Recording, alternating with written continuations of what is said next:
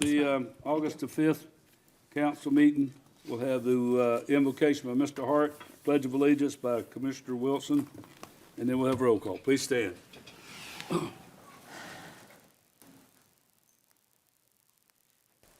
Dear Heavenly Father, we thank you through your abundant grace and mercy you've allowed us to come together to conduct the city's business. And Father, we pray that you help us to come into the spirit of unity. Even though we may disagree, let us not disengage or disrespect one another, but to continue to treat each other as brothers and sisters. We pray a special prayer of our first responders, Lord. We pray that you will be with them on each and every shift and comfort their loved ones. As their loved ones are watching over us, you will watch over them. We're so careful to give you the praise, the honor, and the glory you do. In your Son, Jesus' name we pray. Amen. Amen. I pledge allegiance to the flag of the United States of America and to the republic for which it stands, one nation, under God, indivisible, with liberty and justice for all.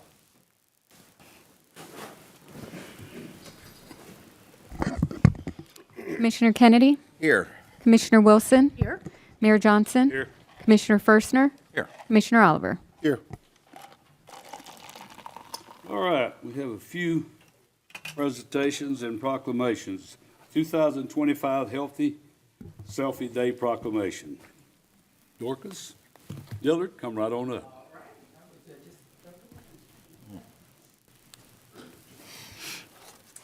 Okay, so my name is Dorcas Dillard, and I'm from Healthy West Orange. And Healthy West Orange is here to inspire the West Orange community to be the healthiest community in the nation. So we've been at it for a while, and we hope that each one of you will participate in that effort. One of the ways that we do that is by hosting the Healthy Selfie campaign, and it starts in September. And there's two ways to participate, either virtually or in person. So we want you all to sign up for the free 5K, which is in person or virtual. Our 5K in person is Saturday, September 12th. It's going to be held at Orange Technical College. It's going to go along the trail. It's going to be a great event. The virtual option can be completed all month long, and participants will receive a t-shirt and medals while supplies last. You can also get involved by snapping a healthy selfie of your own and enter into our photo contest. Take a photo however you want, doing whatever you want that's healthy, whether it's cooking, gardening, relaxing, reading a book, whatever it is that helps you stay healthy. Post it and tag it at Healthy West Orange before September 18th. The winners get a prize pack of hundreds of dollars in gift cards or a one-year family membership to the YMCA. So find all the details at our social media pages, which is at Healthy West Orange. Okay? And that's that. Don't go nowhere. I'm not. I'll read this proclamation, then we'll Beautiful. Do pictures, and we'll have the shirt. Okay, sounds good. All right, whereas Healthy West Orange inspires healthy behaviors and provides resources to help residents make better lifestyle choices. And whereas Healthy West Orange champions healthy programs that deliver health and wellness activities. And whereas the city of Ocoee partnered with Healthy West Orange to build the Healthy West Orange Wellness Park, which is a popular wellness destination for Ocoee residents to walk, run, bike, and train. And whereas Healthy West Orange unites health-minded organizations for whom a healthy community provides meaningful benefits.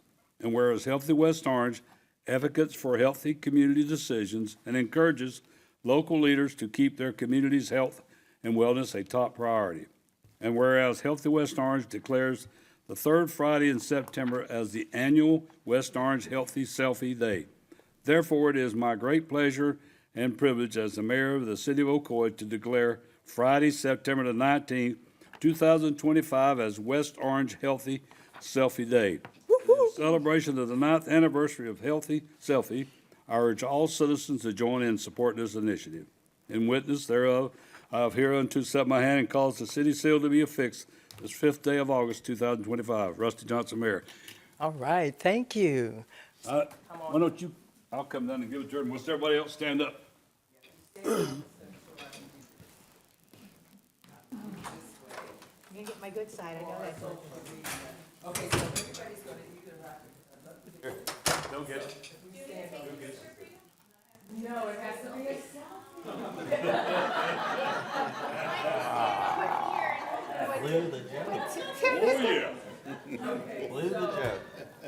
Want your shirt? Rusty's down there with you. Proclamation. You got, oh, you gotta show Got a that hip shirt. prize here.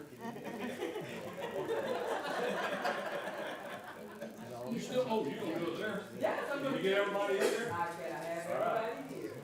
So, okay, everybody smiling. Healthy selfie day. Woo-hoo. Now we can act a little bit like you're doing something. Hey. Good. Thank you, thank you. Hey, Michael, get a picture. Get with this. Should we all stand behind you? Yes, Without the, without the shirt. oh. All right. Everybody back there? Yep. We good? Why don't you come on over? I don't bite, you can pull it. We'll stay low.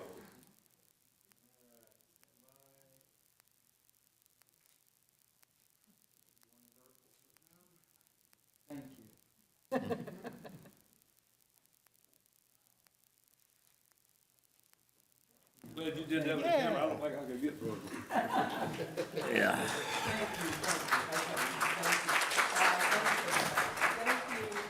Thanks for the shirt.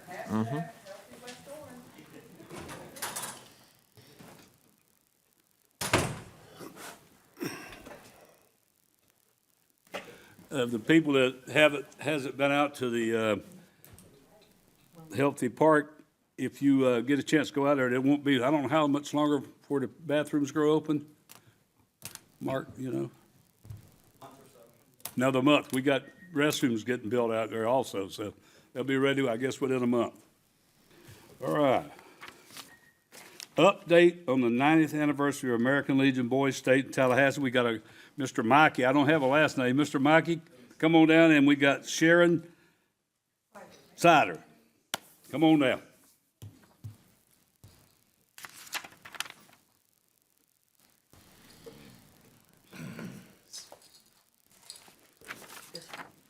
This one. I'll go first, okay. Good evening. My name is Sharon Sider, and I'm with Ocoee High School PTSA. I have been with PTSA for 5 years now. I no longer have children at this high school, but I like to give back to what they gave to our family. Ocoee is a working class community, and I understand that parents with children in school are challenged with their time and working and running with their children to different activities. I remember well, it was tough. I'm a community member of the PTSA and volunteer on the board. As a community member, you can join the Ocoee High School PTA for just $10.50 a year to support all that we do for the school, the teachers and students. You do not have to attend the meetings or be on the board, but you are welcome to do so. I have brought a QR code so that is convenient for anyone here interested in joining. Just so you know, in the past, we have done the following. Teachers Appreciation Breakfast, Student Appreciation Activities. We've gone to Rally and Tally, which is a trip to Tallahassee during their legislation, trip to Federal Courthouse in Orlando, Florida, and interacted with the judges, clerks, and JAs, and watched some of the hearings. We've done a kindness seminar, helped fund a trip for our special needs students to go to Atlanta for a field trip. Promoted the PAGE program in Tallahassee, and also promoted Mikey Innocent here to go to Boys State. We would like to keep growing and giving students more opportunities. I am looking into getting a high school mock trial team to work with the high school debate team, and this will take some funding. Thank you for your time, and I'm going to leave a QR code at the desk over there, just so in case anybody would like to join, they could join with their phone. Take it away, Mike. Thank you. All right. Hi, guys. My name is Mike Darnell Innocent. Mikey as well. But I'm student body president at Ocoee High School. I joined PTSA because I became parliamentarian of SGA, and it basically got me involved and networked to that. PTSA opened doors for many opportunities for me, and I want to talk about one that actually really impacted me. which is Boys State. So when I got into Boys State, I was connected with my PTSA, and I heard it one time at a meeting. And I was like, that sounds pretty cool. I want to go into law, maybe government as well. And I decided, hey, let me try to do it. But in hindsight, it was really a blessing and an opportunity to explore a career for myself and to stay at my dream school, which is FSU, because we stayed there for a week. Basically, a little bit of background information. It's a mock government. It's basically exactly like Florida. You run for positions, you give speeches, and yeah. But once I arrived there, I was very nervous and intimidated because every boy had a dream of being like governor, like going for the highest position. And I wanted to do the same thing too. So seeing all these people around me, like-minded, with big goals, it kind of discourages you. But I ended up running for city clerk. I ended up getting it as well. But I realized that when I gave my speech, I didn't do as well as I could have. So I was like, hey, that's got to change. And I decided in that moment, I was going to prepare speeches, study governments, study my counties around me, because there were 7 counties, and their causes, and try to actually present myself and their issues and be very empathetic about it. And although I didn't end up accomplishing my wish as governor, I knew a lot of things. I became county commissioner, county chairman. I ran and I won the primary for governor for my party, ran as lieutenant governor, and I also won a scholarship while I was there. And I made lots of friends, and I networked with a lot of great young men as well. I'm just saying this to say that if you can get involved, please do at your school. There's so many opportunities outside of that. And I met Sharon, Jim. Thank you so much, Jim. It was an amazing opportunity. And I met some people from the Legion who I still be friends with today. But yeah, thank you. Thank you. Why don't you come down front and let's get the camera guy back out here and do a picture. Can I just say Come something? down front here. You guys stand here. We'll stand right I want to behind ask you you. if I could say something. Well, you're so kind. Can I just confirm, Sharon, what you said, just to, should I say, to state it again? You don't have to be a parent or a person of the student. You can join PTSA just as a community member. Yeah, it's only $10. You do a good job of that. I've been in PTA and PTSA, but it's good Go to know. in. I know. Okay. I know. Got it? Sharon, you gonna come over in a second? Hey, those shoes are blinding me, Dorcas.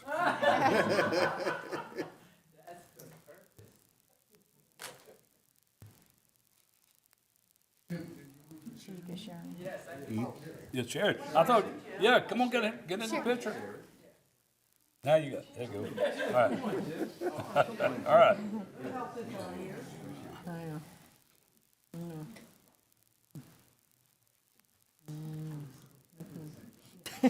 There we go.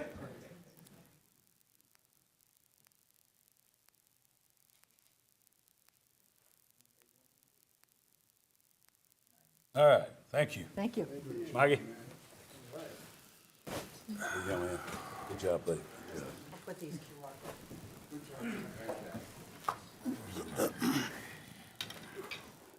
All right, we got another one. Presentation on the Police Explorer Program, Police Chief Ogden.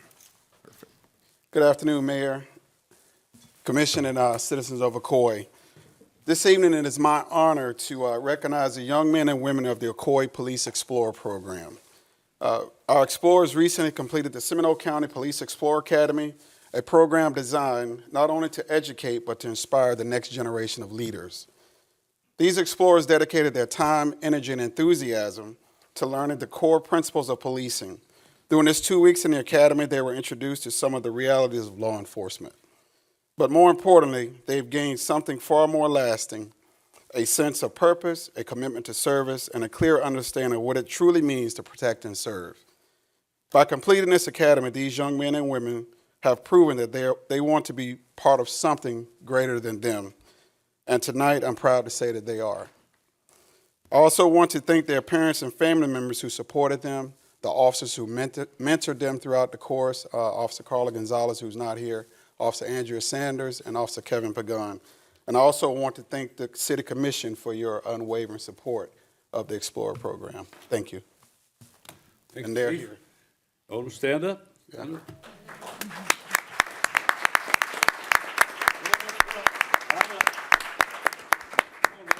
Might as well do them all. Come on down.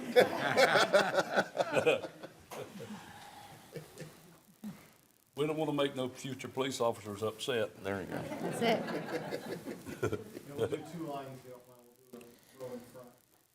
You might want to come down to center yourself with the seal. Come over towards Chief.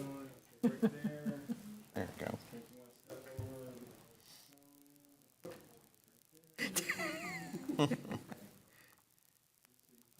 You guys want to come right down front?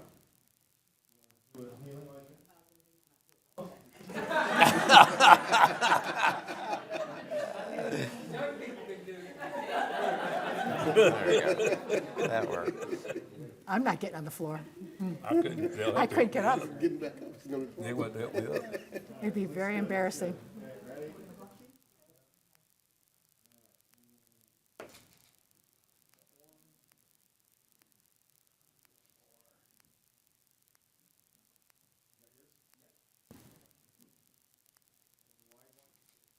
And there's some people behind you that are trying to get pictures too, I think. Go ahead and get, yeah. You can come on up.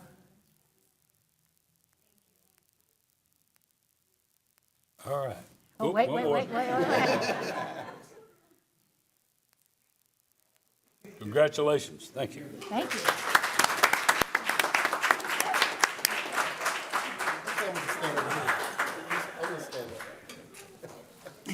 Just gonna wait. All right, we got Mark Wendell, Dahl, Traffic Safety Program Administration Report. Good afternoon again. Oh, that gonna be you again? Yes, sir. Okay. This is the Mark Wandell Traffic Safety Program. That's the administrative report that we're required to do annually, covering the period of July 1, 2024 to June 30, 2025. Florida statute states that a municipality that operates one or more traffic infraction detectors must annually report the results of all traffic infraction detectors within the county or municipality's jurisdiction. The annual report to the department is required as a single reporting item on the agenda of a regular or special meeting of the county or municipality's governing body. The report must include a written summary, which must be read aloud at the regular meeting or special meeting. The summary must contain the number of violations issued, the number that were issued as a uniform traffic citation, and the number that were paid and how collected funds were distributed and in what amounts. So here are our stats. Total violations issued were 17,995. Contested violations were 55. Upheld by, of those ones contested, upheld by the magistrate were 44, and 6 were dismissed and 5 are pending an outcome. The amount of these violations that turned into uniform traffic citations was 5,347. The revenue that was collected by the city from this program was $1,729,231. Total distribution to the state of revenue, and they dispersed the funds to the Department of Health Emergency Medical Trust Fund and to the Brain and Spinal Cord Injury Trust Fund. $908,518.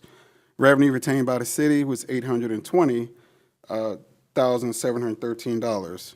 The expenses, the salaries and wages for the reviewer was $41,000. Supplies for the reviewer was $3,201. Camera vendor contractual service, $486,442.50.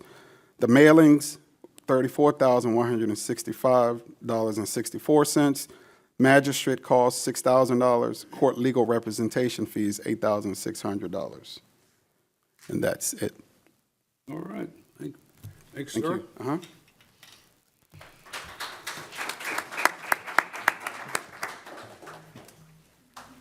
All right. We're down to the Forest Lake Golf Club update.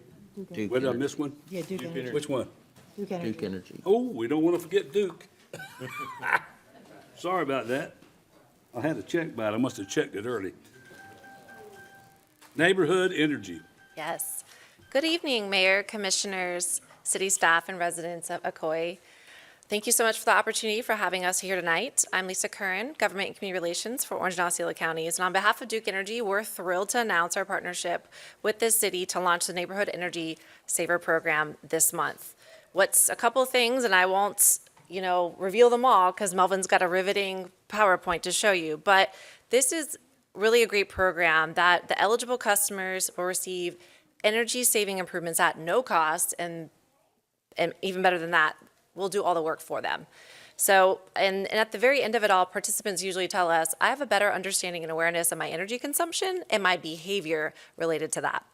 So we believe this program will make a significant impact in our community. And we thank you again for your partnership, your leadership, and for allowing us to serve this community. And I'll hand it over to Melvin Philpott, our Senior Products and Services Manager, who will walk you through the program and what eligible customers can expect. Well, good evening, Mr. Mayor, City Manager, Commissioners.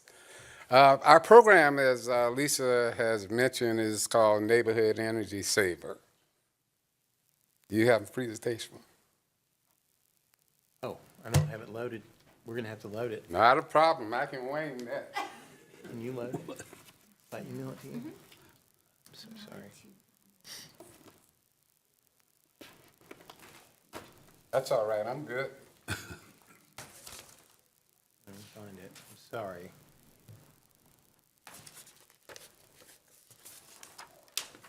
Can we put it on the screen? I have a copy, so you don't really have to look it up. Got it. You don't want to.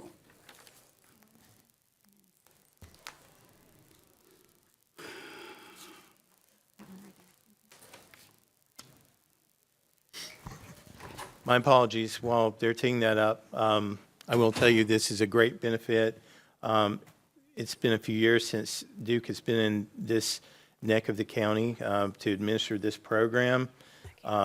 And it's absolutely free to the qualified individuals that will be receiving these benefits. And I think your eyes are going to be opened to how much these citizens are going to receive from this program. And I don't want to spoil it. I like being a spoiler, but it's pretty impressive what Duke is putting back into our community.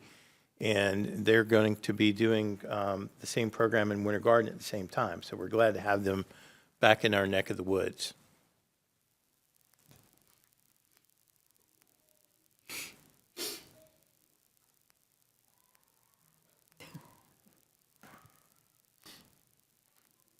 We could entertain everyone, but.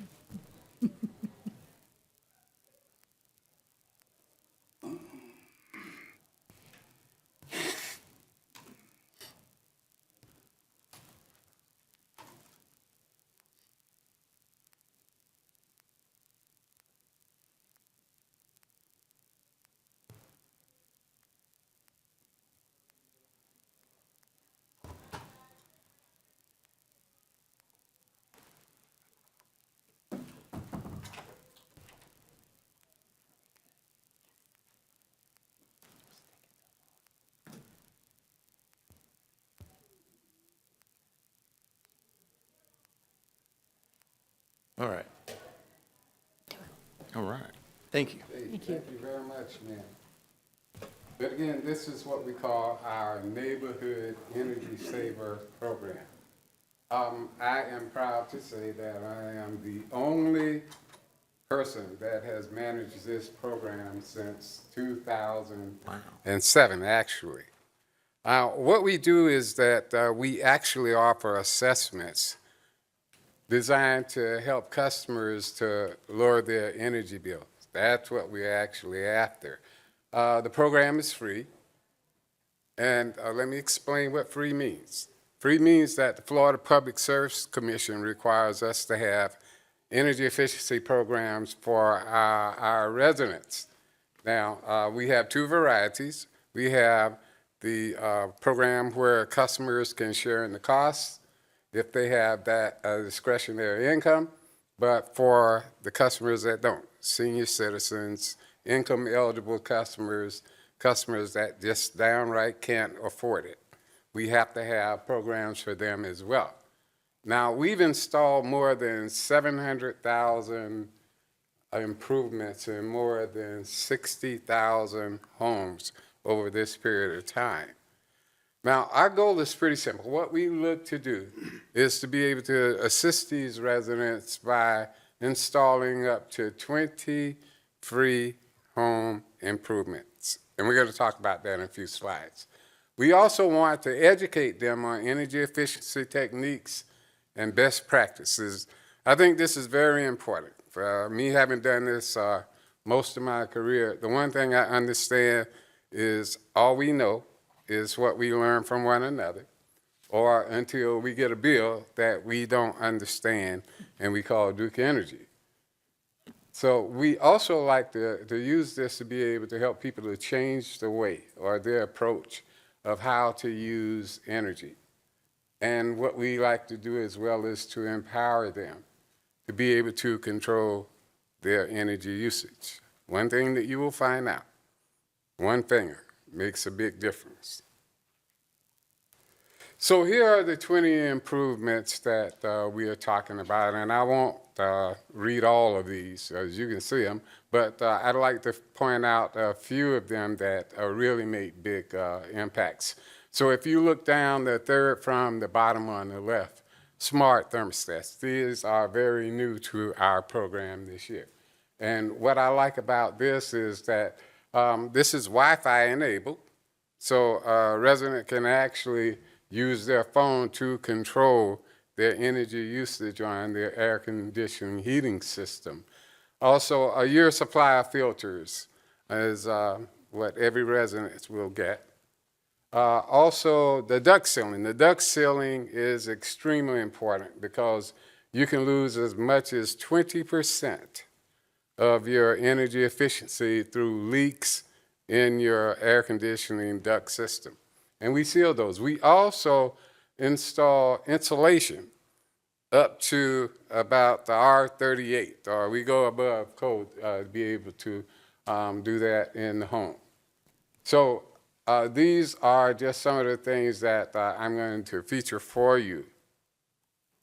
Also, the eligibility criteria. The Florida Department of Commerce weatherization actually uses 200% of the federal income guidelines as the benchmark, or I guess a simple way to be able to explain it, the minimum that a resident can earn and be able to qualify for federal assistance is about $15,500.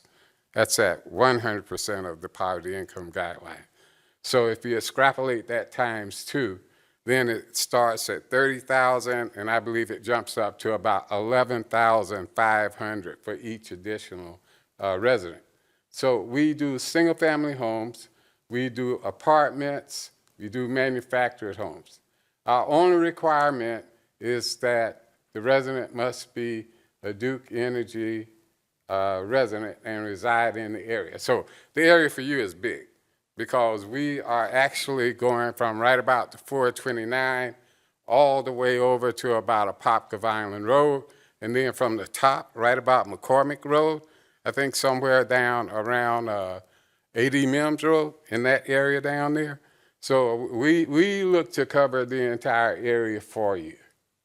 Now, the disclaimer at the bottom simply says that if you have had option 1 that I talked about earlier, then that means that we can't rebate you your money if you've already participated in option 1 of the program. So, what we do is to use all of our eligibility requirements. We identify neighborhoods, particularly with high concentrations of income-eligible residents. We meet with community leaders, just like we are doing with you here today. And we have a notification campaign where we will send out information to all of these customers. We actually have a little bit more than 2,600. And let me make sure that I help you to understand. If you have any residents that you believe will qualify for this program, and they may not have gotten any notification from us, give them to us. We'll sign them up. And I'll make sure that we get the city manager a number that customers can call in and be able to get themselves scheduled. So this is pretty much our notification campaign, or the information that we send out to the customers. While I'm doing that, let me also mention that one of the things that we do is we have a kickoff, or what we call a community information session, that will take place right around here at the community center on next Tuesday night at 6 o'clock. So we encourage you to come out to see what we're doing. If you have time, come on out. One of the things I will tell you, in addition to what we're talking about here, we're going to feed you real good. So, so we have 4 rivers. We're going to have smoked chicken. We're going to have brisket, baked beans, and coleslaw. So hopefully that's enough to get you encouraged to come on out and hang out with us. With your qualifier night, go. Another thing that we offer as a security feature is our vehicles. What we tell the residents is to look for this vehicle. Now, why I mention this is because what happens is when we do these mail outs, a lot of time the scam man gets it too. And if they get it, then they'll come and try to sell you something that we're going to do for you for free. So look for other vehicles. These guys are not quite my guys. My guys will actually have on the yellow safety vests. They will have ID in a visible location so that the residents can feel comfortable in knowing that these guys are from Duke Energy. Now, first thing they're going to do when they come in the house, or before they get in the door, they're actually going to explain to you exactly what it is that they are going to be doing in your home. If you would like to accompany them, please do so that you can see what they identify. Now, their job is to install as many of those 20 as possible. They don't have a reason not to. So they will make their effort to make sure they accommodate you as best as possible. Last chance postcard, going out the neighborhood. We're going to make 4 attempts to be able to contact the residents that are eligible to see if they want to participate. That 855 number is the number that any resident that qualifies and wants to participate call. And again, I'll make sure that we get that somewhere where the city manager can print it. And this is the aha moment. If you look at your bill and you wonder what consumes the most in your house, it's going to be your air conditioning unit. But when you look at the bottom, what you will also see is that the next biggest consumers of power is that water heater, refrigerator. Everything else except for the heat pump is on demand, which means that one finger has the control the rest of the consumption. So our team, before they leave, is going to explain to the resident what it is that they've installed in the area, in the house, and how they can benefit from the savings. And that's my presentation. Again, let me emphasize that we will cover the entire area of Ocoee. Can I answer any questions? I guess I can't hear it very good, but did you say it was strictly between McCormick and Prairie Lake, the area? No. I'm saying from the furthest boundary, which from what I see is 429, all the way over to Apopka Island Road. Right. I guess that would be the west side of Apopka Island. And then from the top side, from McCormick Road, all the way down. All the way down this way, too? Yes, sir. Yes, sir. All of this. Okay. And Yes, sir. what was give me the dollar amount again, qualifications-wise, I heard you say 11,000 something. No, I was giving you an understanding of what that 200% means. Okay. So I'm saying that for what the Department of Health and Human Services basically says, that for one person, the minimum amount that they make to be able to qualify is about $15,500. That's at 100%. So when you get over to 200%, then that actually goes up so that more people can actually participate in it. Right. So it would be from like $15,500, and I believe you would add about $11,000 going all the way down.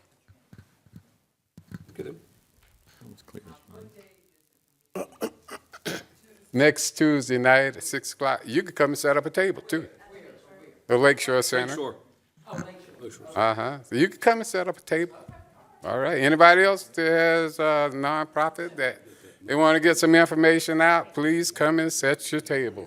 Okay, Mr. Philpott, can I ask you a question? You said 100% is the 15,000, so 200% would be 30,000 plus 11,000 possible in that general figure for each additional member. So if they have, let's say they have 2 children, it would be 30,000 plus 11. Plus about 42, and then add 11 on top of that. Yeah. 200%. Can I ask you also, you said that you've identified 2,600 households already in Ocoee? Yes. And those are Yes. the ones you're going to focus on sending out the mailings to, correct? Actually, what we are looking to do is to identify as many people to participate as possible. That's why I say that it may be some people that maybe didn't get the information, but they can still participate. And, okay, they can live, just a question for me, they live in apartments. Okay, the apartments aren't owned by them, so you have to get owner's permission to go into those rentals and do this? Great question, Commissioner. We actually have a form that the owner of the home or the apartment has to give us permission. But it's the resident that is the 200%. Yes. Okay, thank you. Yeah, apartment complexes kind of slide under the radar screen, if you will, if they are not luxury apartments. Well, there's some older, I hate to call them older, more established apartments that someone may live in who is within that 200%. We'll get them. We'll get them. I just want to say 2 things. One is it was no fault of theirs that I didn't have the presentation teed up. And I wanted to say a couple words about Lisa. She's been instrumental in helping us resolve a lot of issues with Duke Energy and built a really good relationship with the city. So I want to commend her for that. Mr. Philpott here served in the armed forces, and it was a delight to have him come by and go through this program, which I had not had pleasure of knowing about. And so this is one of our rare feel-goods all the way around. And we will be promoting this program for them on all applicable media forums. We wanted to get this in front of the commission prior to doing that. Duke has also rented the Lakeshore Center. They did not ask for it for free.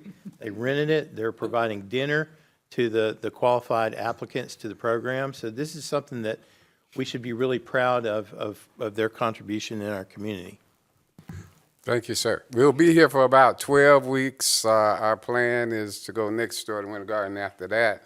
So that gives us a lot more time, to be able to make sure we touch as many people as possible. So thank you very much. As a social worker, I'm very pleased that we have to reach out to our residents, because if they can save money from my previous employment, this is so important. Yes, ma'am, we think so. I do have one question. The program that you described, how well does it work with we have a lot of residents with solar. So are you able to integrate this type of program with a resident that has solar power in their home? Well, we don't actually do anything with solar under this particular program at all. Okay.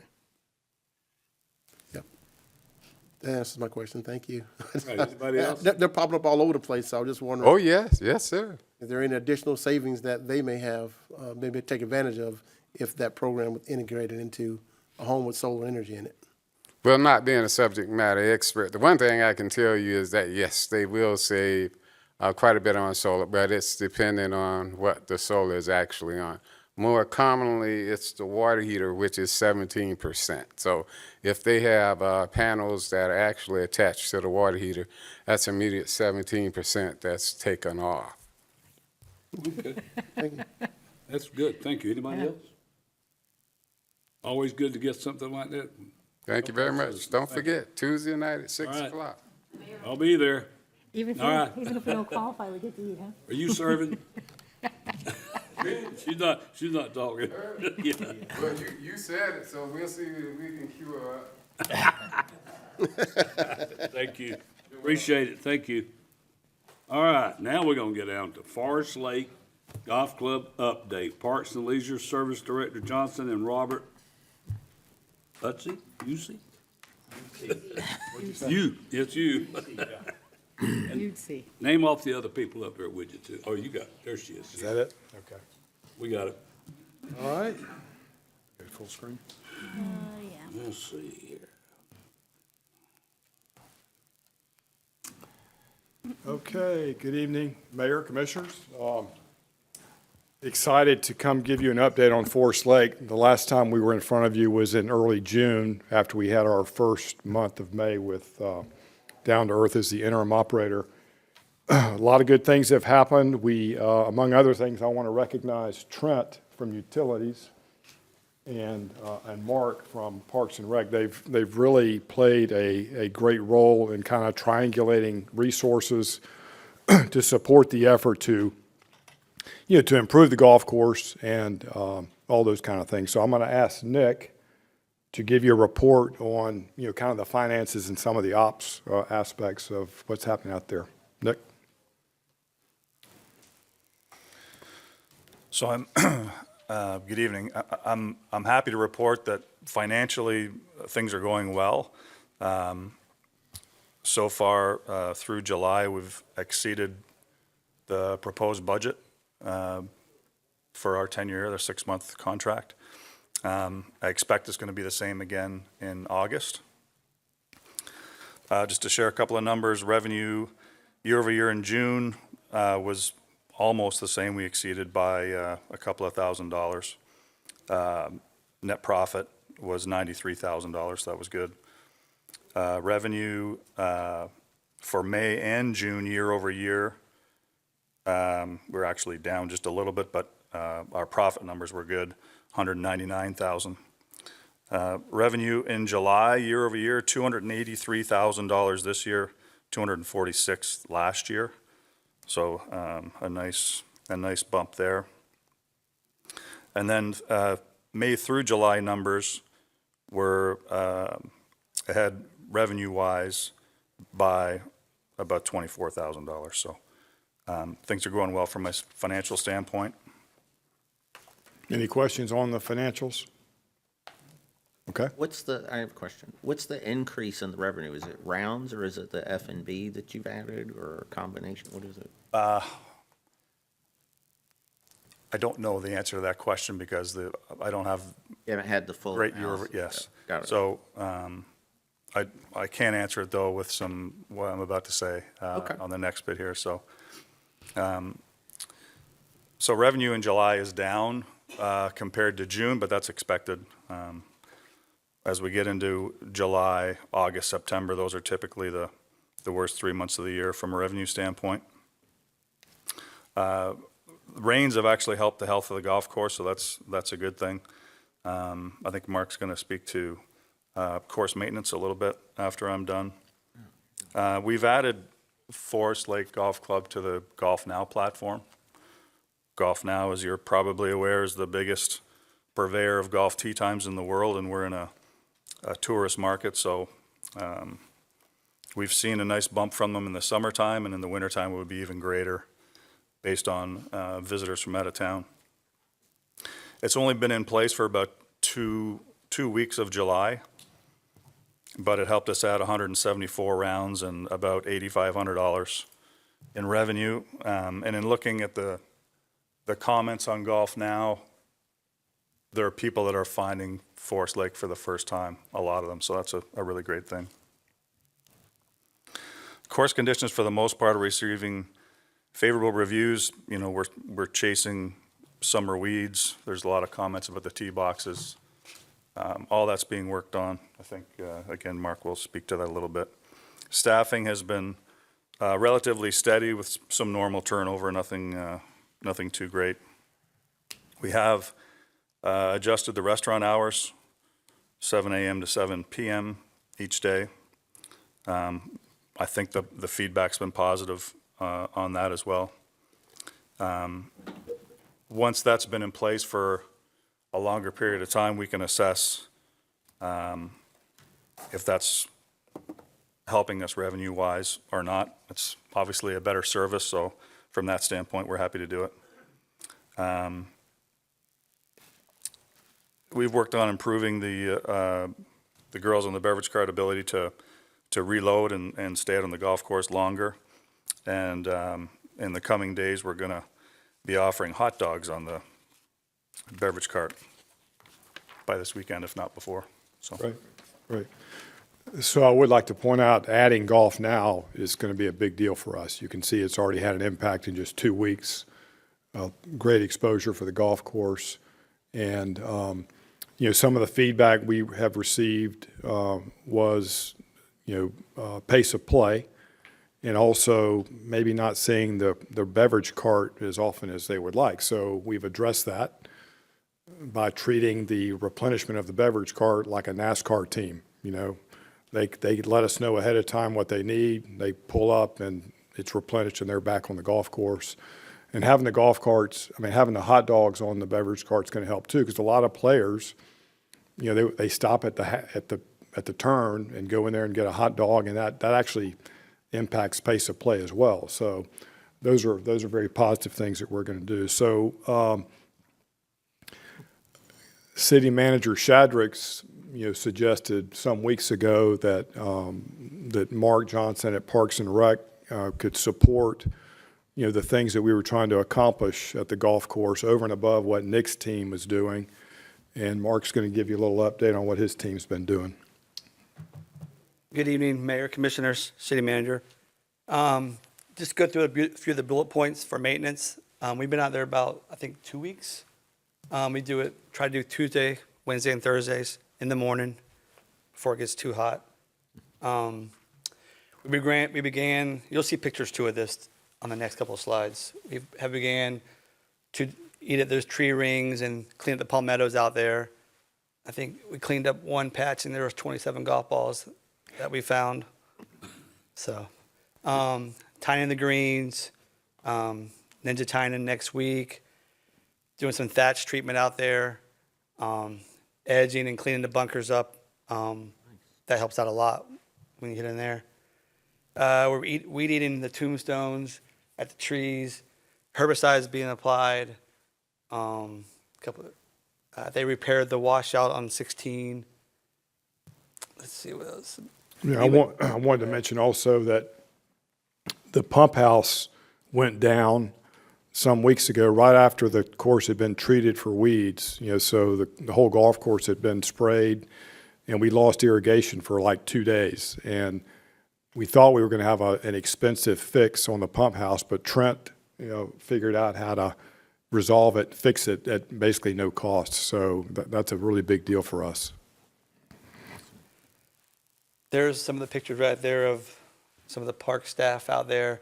You can see the little before and afters, what they're doing out there. Just trying to make it pleasing, It's got that way over the years. We're just trying to help out as much as we can.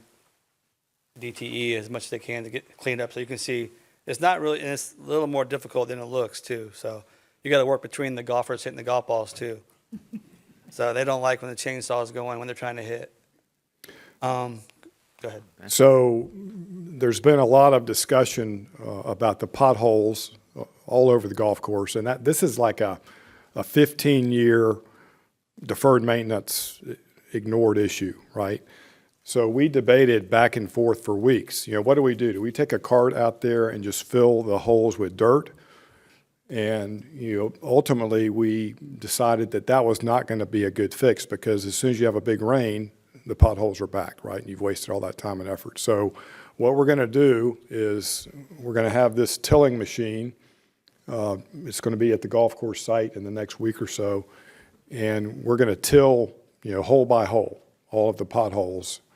And that's the appropriate fix. It's the long-term fix, right? And at the same time, we're going to repair around the cart paths. We're going to rope the cart paths so we force the golf carts to the end of the cart path, to reduce wear and tear on the golf carts and the golf course. So we feel like that's going to be a good fix. And again, our goal is to improve the experience for the patrons, but also to turn this golf course over to the permanent operator in as best condition as possible, by the first of the year. So we appreciate your help, Mark, and and Trent as well. Any questions so far on that? Okay. Okay, so, we told you that we were able to get First Tee out, involved and activated at the golf course. We met with them just a week before the season started, and they hustled and got the program started. And it is for ages 7 to 18, and they do offer scholarships for those who need it. And so right now we have from ages 7 to 9, there's 4 registrants, three boys and a girl. And from ages 10 to 13, there's 2 boys and a girl. Looking ahead, we're going to increase registrations. The longer we're doing this, the more awareness there will be that the program exists. But there's a lot of different things that are planned.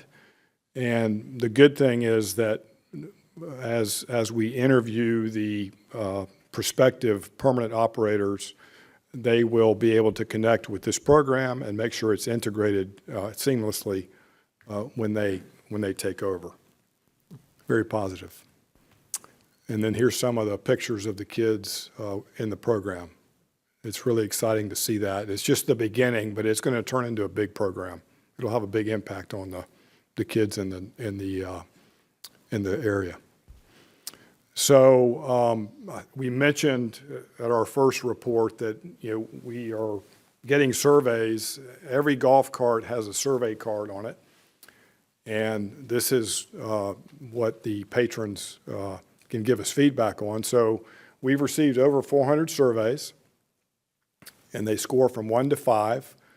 And 80% of the grades we're getting are between 3 and 5, which is on the high end, right? Which is good. So we focused on the 20% of the 1 to 3s, right? And so the feedback has been pace of play. It's is a problem sometimes. The potholes, and the on-course restrooms, they are cleaned up. They have air fresheners in them, and they have sanitation. They have hand sanitizers in the bathrooms, right? So we've addressed all of that, and there's also a concern about lack of drinking water on the golf course. So we're offering bottled water at the beginning of the rounds, and hopefully the beverage carts will be getting around in a timely manner. So.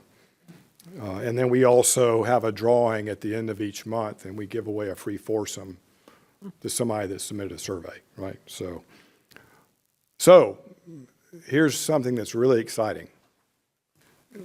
Today, we received 6 proposals of firms interested in competing to be the new long-term operator.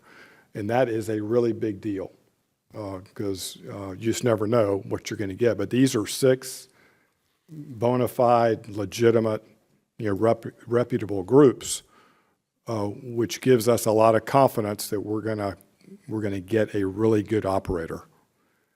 So those are the firms. We had an evaluation committee briefing meeting this morning to explain the protocols for evaluating the proposals. And the proposals will be distributed to the evaluation committee tomorrow, and they will evaluate. And then on the 28th of this month, they will make a recommendation. They'll have a short list and scoring for these 6 firms, and then all of this will come to you. Ultimately, it will be the commission's decision. There will be a presentation made. But anyway, there's the timeline. So we're really excited about where we are in this process, which began in late November of 2023. So that is our report. Any questions? Yes, ma'am. The RFP is closed, correct? Yes, The ma'am. RFP is closed? Mhm. And you were supposed to have a meeting, a mandatory meeting with those who submitted a proposal?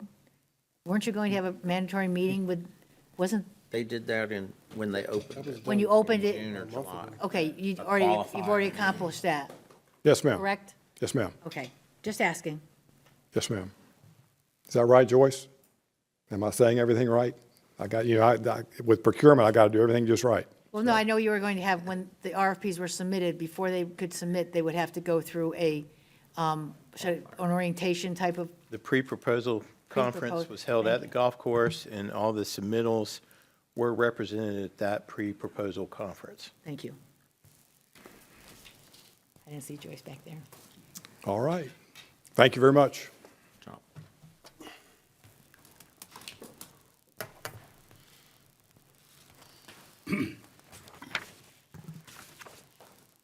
All right.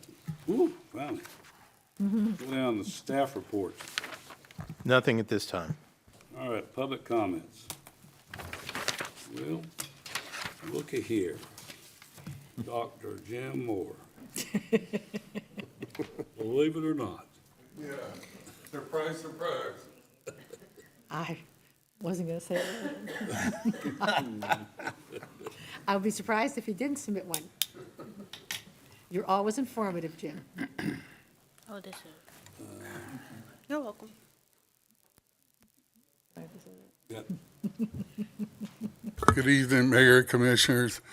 My name is Dr. Jim Moyer. I'm the elected Orange Soil and Water Conservation District 2 Supervisor. I just want to make a couple points really quickly. The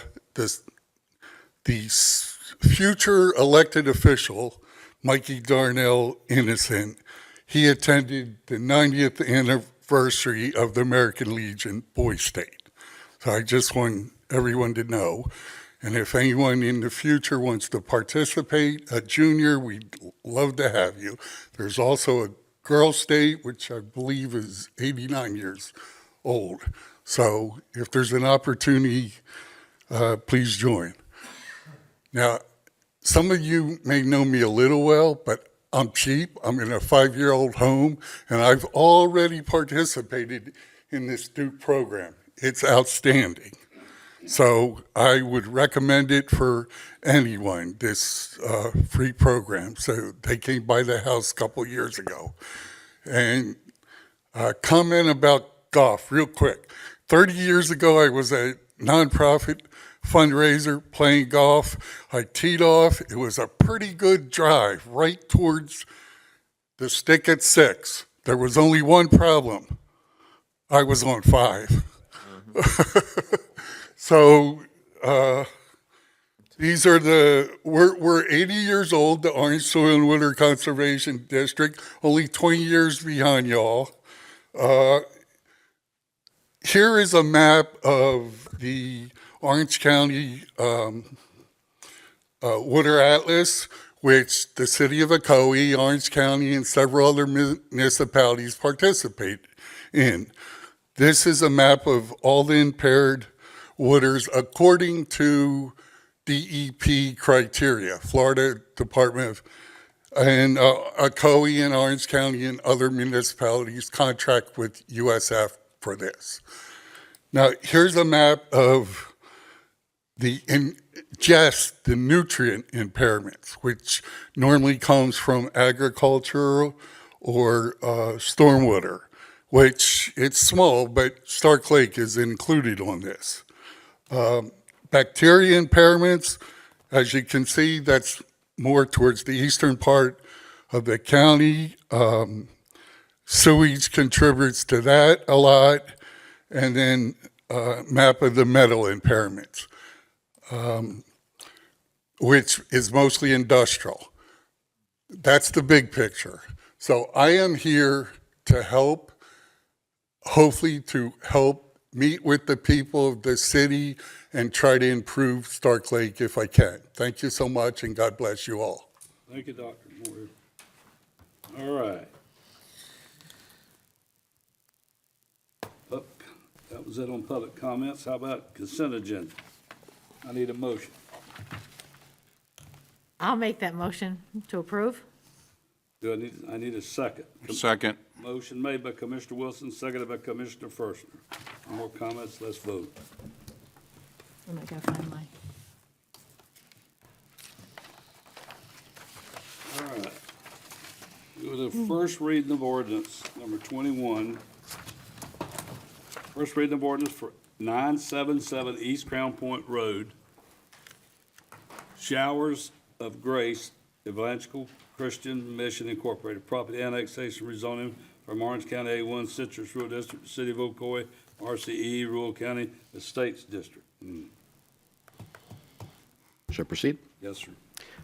First, the annexation ordinance. An ordinance of the City of Ocoee, Florida, annexing into the corporate limits of the City of Ocoee, Florida, certain real property containing approximately 9.09 acres located at 977 East Crown Point Road on the east side of East Crown Point Road and approximately 0.4 miles north of Palm Drive, pursuant to the application submitted by the property owner, finding said annexation to be consistent with the Envision 2045 Ocoee Comprehensive Plan, the Ocoee City Code, and the Joint Planning Area Agreement, providing for and authorizing the update of the official city maps, providing direction to the city clerk, providing for severability prevailing in the event of any inconsistency, and providing for an effective date. Next is the rezoning ordinance. An ordinance of the City of Ocoee, Florida, changing the zoning classification from Orange County A1 Citrus Rural District to City of Ocoee RCE2 Rural Country Estates District on certain real property containing approximately 9.09 acres located at 977 East Crown Point Road on the east side of East Crown Point Road and approximately 0.4 miles north of Palm Drive, pursuant to the application submitted by the property owner. Finding such zoning to be consistent with the Envision 2045 Ocoee Comprehensive Plan, providing for and authorizing the revision of the official city zoning map prevailing in the event of any inconsistency, providing for severability, and providing for an effective date.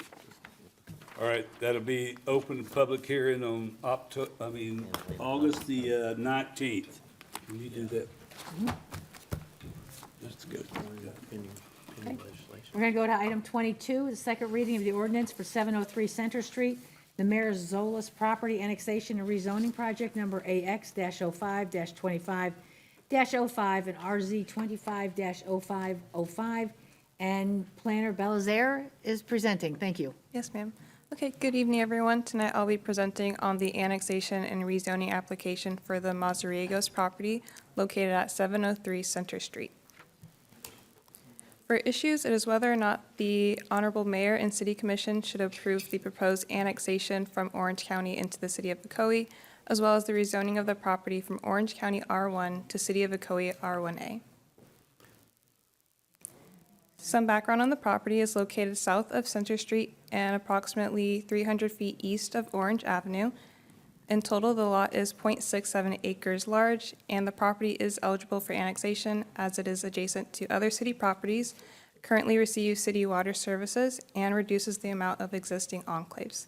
It is also consistent with the Joint Planning Area Future Land Use Map, which is low-density residential. Here we have an aerial of the property with the lot shown in yellow. This is the surrounding zoning map showing those adjacent city properties with the R1A zoning designation. And this is the future land use map again showing that low-density residential designation. So for recommendations, the DRC and PZC made a recommendation of approval for the annexation and rezoning of the property located at 703 Center Street. And similarly, staff is also making a recommendation to the Honorable Mayor and City Commission to approve the proposed annexation and rezoning of the property located at 703 Center Street from Orange County R1 to City of Ocoee R1A. And that concludes my presentation. Thank you.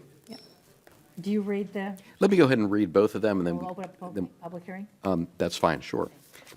Annexation ordinance is first for 703 Center Street. An ordinance of the City of Ocoee, Florida, annexing into the corporate limits of the City of Ocoee, Florida, certain real property containing approximately 0.67 acres located at 703 Center Street, south of Center Street, approximately 310 feet east of Orange Avenue, pursuant to the application submitted by the property owner. Finding said annexation to be consistent with the Ocoee Comprehensive Plan, the Ocoee City Code, and the Joint Planning Area Agreement, providing for and authorizing the update of official city maps, providing direction to the city clerk, providing for severability prevailing in the event of any inconsistency, and providing for an effective date. And now the rezoning ordinance, an ordinance of the City of Ocoee, Florida, changing the zoning classification from Orange County R1 Single-Family Dwelling District to City of Ocoee R1A Single-Family Dwelling District on certain real property containing approximately 0.67 acres located at 703 Center Street, south of Center Street, approximately 310 feet east of Orange Avenue, pursuant to the application submitted by the property owner.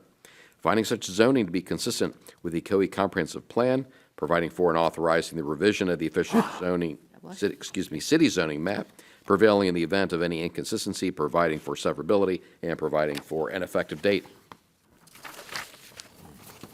that everything? That's it. That's it. Okay, I'm just going to finish this for the mayor. We're going to open the public hearing.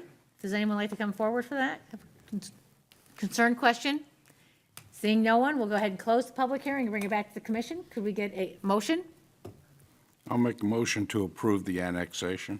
I'll second it. Motion by Commissioner Furstner, seconded by Commissioner Oliver. Any further discussion? Let's go ahead and vote. Motion approved. Thank you. All right, go to public hearing. I'm sorry, am I supposed to? On the rezoning. Oh, I'm sorry. Oh, I didn't do zone. Give it. Golly, I didn't finish it. That'll be one to Mayor. We all, I'll just wave this thing. Now I'm having fun. Should we, now you're having fun, is that? Okay, sorry. all right. Should we open the public hearing on the zoning, or is it, there was Yes. a public hearing for the zoning? Anyone concerned, interested? So we'll close that public hearing, and we'll go, do I hear a motion? I'll make a motion to approve the rezoning. And I'll second it. Make a motion by Commissioner Furstner, second by Commissioner Oliver. Any further questions from the, let's go ahead and vote. Now. No. Motion approved. I can hand the gavel back. Not that easy, huh? And I remember people's names today. Give me a break now, you know? Last time I missed you. All right, let's go to 23, public hearings. Public hearing for 1561 Now you had fun. Dusty Pine Thank you. Drive. The Manance property easement vacate request. That's continued. To be continued. So we're going to continue 23 And 24. and 24. Right? You need anything said on it, or? Nope. No, Mayor, just, Okay, Mayor? yes. Request to speak. Just wanted to remind the commission, this is a series of issues that are occurring at Forest Lake Estates. We are looking to do a unilateral solution, and we'll be briefing the commissioner on that after staff has had an opportunity to meet with the HOA. All right, okay. All right, so we'll go down to 25. Public hearing to adopt the annual code enforcement abatement assessment resolution to certify the fiscal year 2026 non-ad valorem assessment to tax roll for abatement cost recovery. Police Chief Ogburn. Good afternoon again. Section 115-1 of the City Code of Ordinances established the geographical limits of the City of Ocoee as a special assessment district, authorizing the City Commission to levy non-ad valorem assessment against properties where the city has abated a nuisance but has not been reimbursed for the cost of such abatement. Resolution 2017-003 requires the City Commission to adopt a resolution certifying the non-ad valorem assessment tax roll following a public hearing before September 15th of each year. There are presently 6 properties that will be assessed to recover the cost of abatements performed by the city. The owners of each of these properties were notified by first-class mail of the non-ad valorem assessment and of the scheduled public hearing at which time the City Commission would consider adding the cost of abatement to their fiscal year 2026 property taxes. The form and content of these notifications conforms to the requirements described in Section 197.3632 of Florida statutes. The identified addresses and amount of cost are 1204 Willow Creek Road, $1,385.08. 1414 East Silver Star Road, in Ocoee, Florida, $468.15. 251 Main Street, Ocoee, Florida, $561.59. 2702 Charles Street, Ocoee, Florida, $295.38.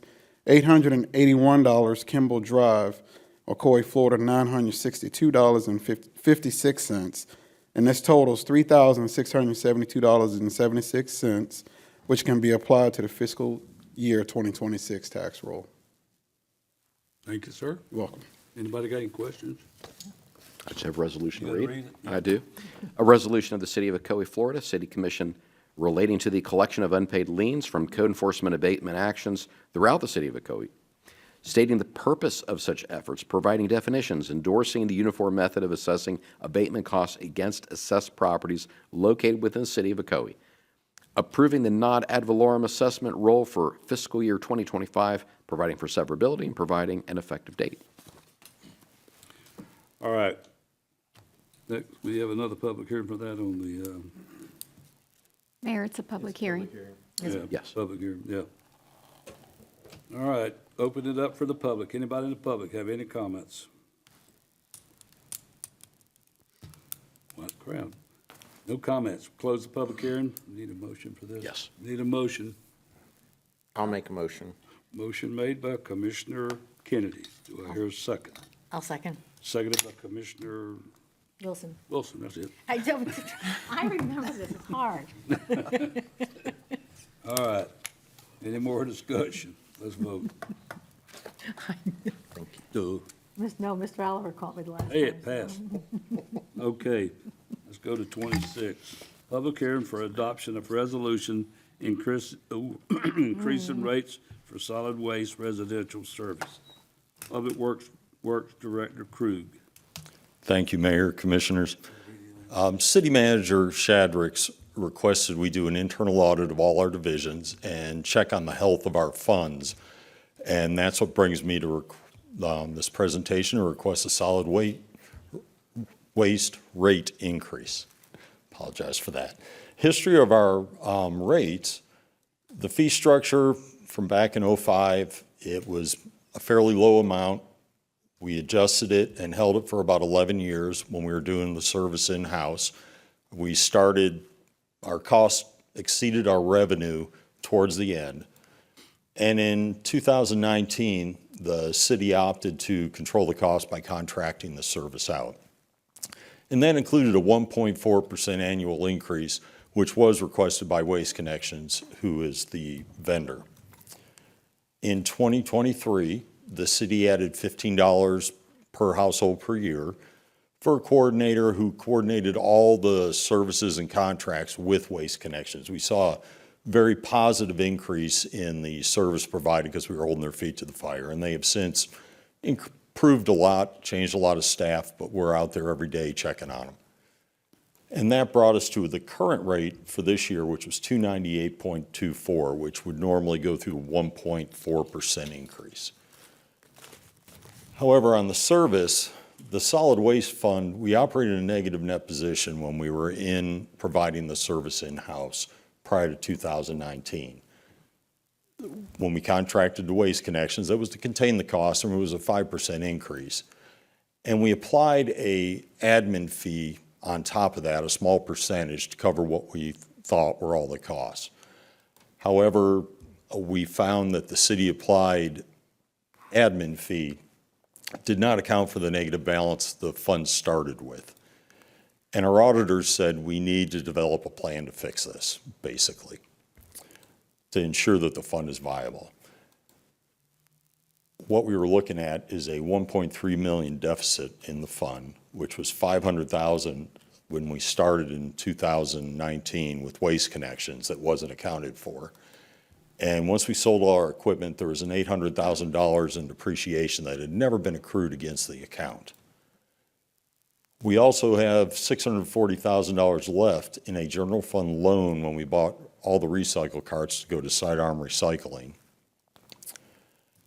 And we need to take action to avoid a major note on our annual audit. That's what alerted us to this when we were going through the fund. So how do we restore it?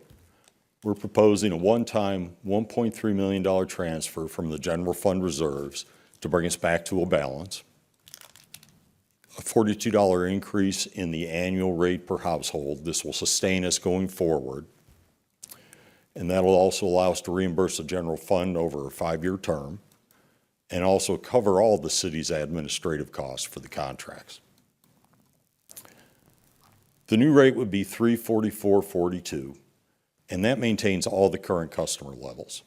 We have the same service right now. Our current contract with Waste Connections expires in April of '27. Waste Connections said, hey, we can't keep doing this. We have a 3-year option to extend it. And they let us know we can't keep going at this rate. And we're looking at next year possibly advertising for new service, which would give us a year to get that in place. I know everybody loves hearing this.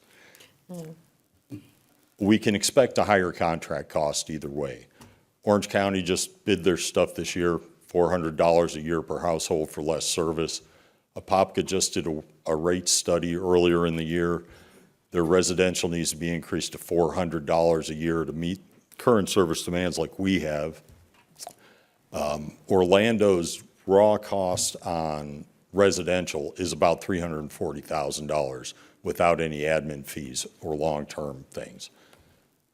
Winter Garden is subsidizing their fees, but they also dropped recycling to cut major costs. So what am I requesting to restore the fund is the one-time approval, which would be of the 1.3 million, which would be trued up at the end of the year from the reserve funds with the rest of the budget, and a rate of 344.42 that we can hold through at least a year to keep from going up higher and to cover all our costs. What does that figure out a month? $28.71. How much was it? How much is it going to? Not the total. I should know this off the top of my, it's going, 344.42 is what the rate would be. That's a yearly rate. Right. I'm saying what was the rate and what's it going to be? What was it before? It will be 302.42. It was. Wait, it was 302. It was 302. Right now, it's 298. For next year, it will go up to $3.50. $3.50 a month. increase. Yeah, that's what I was asking. Okay, sorry about that. Anyways, and if you approve this tonight, we will bring the certification for the non-ad valorem assessment back next week, or next meeting. What did you say the current rate is? I'm sorry, I didn't look at my tax bill. 302. It's 302. And questions? Yeah, we're talking $3. I have questions. Forgive me, but could you go back to the slide where you showed the shortfall, 500, the 600, the 800, that one? Right there. Oops, sorry. I don't understand how that equals 1.3 million.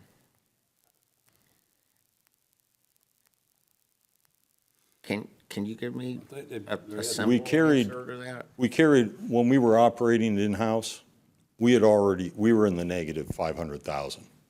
And that was never adjusted for or accounted for. Now, when we started contracting out with Waste Connections, all the costs at the time, our revenue plus our cost from Waste Connections plus our admin fee was covered by the revenue. However, when we sold all our equipment, but we never took account of the 500,000. When we sold our equipment, that's when we realized depreciation on the equipment had not been accrued through the life of the equipment. So it was a one-time hit. And then we also have a loan from CARTS, which was originally around 800,000 that we'd been chipping away at. But this is looking to take care of it in 5 years. So I don't know if you have this answer or not.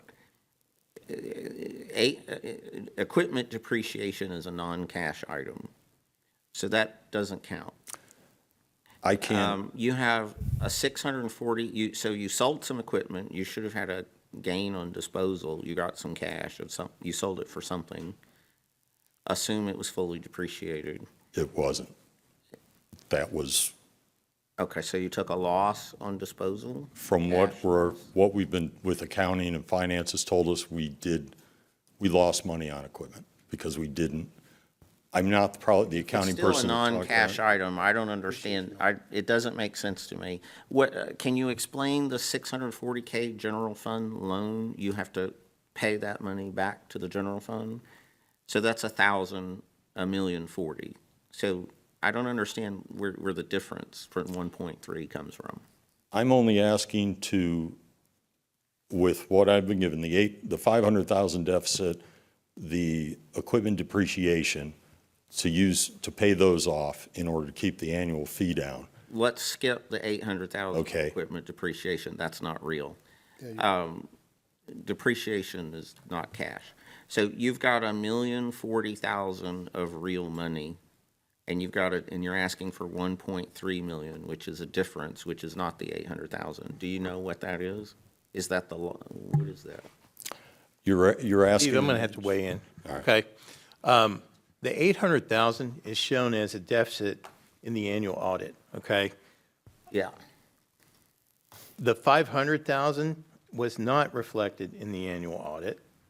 It was a debt that had been accruing at the time the 500,000 is in addition to the 800,000 that Purvis Gray is showing on our annual audit. So the real number is actually 1.3 million. We may have misrepresented this here. I actually have the entire backup. So it's the 795 in the Purvis Gray audit plus the 500. Correct. Thank you.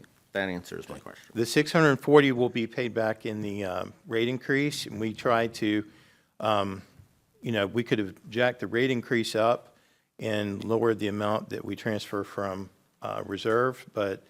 It's the $42 you're doing to pay that. Correct. Okay, that makes sense. Thank you very much. I have a question, Steve. What would a reduction in service look like as far as savings? Say, get rid of the recycling and drop back to one pickup per week? What kind of numbers are we looking at there? We're really only looking at saving about $10 a year right now. $10 a house. I'm sorry, yes, per household. Okay, all right. I just wanted to get an idea of what a reduction in service would look like. Not that I'm, for that at all. I just wanted to see what options we had.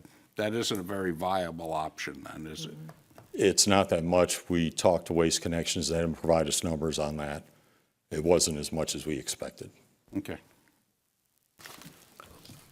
I'm gonna comment on that part you put in a while ago on the end of that about that they don't want to do it anymore on that rate.